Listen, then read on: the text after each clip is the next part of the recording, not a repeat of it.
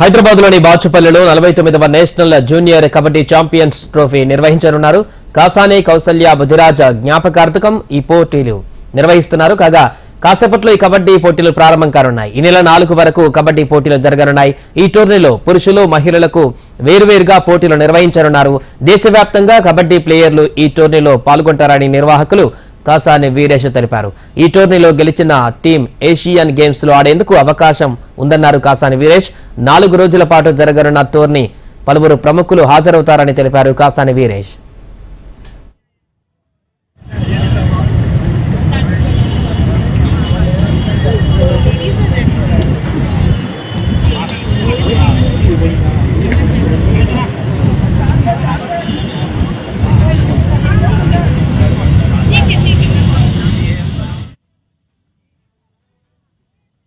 పల్లిలో 49th junior national kabaddi championship నిర్వహించడం జరుగుతుంది.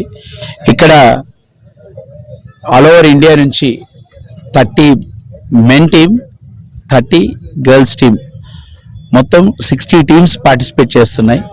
Total 108 matches జరుగుతాయి.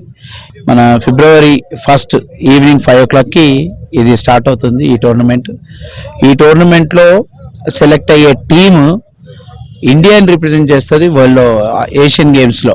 ఏదైతే ఏషియన్ టోర్నమెంట్ ఉందో ఆ టోర్నమెంట్లో ఇక్కడ సెలెక్ట్ అయినటువంటి టీము ఇండియా తరఫున అక్కడ ఆడుతుంది.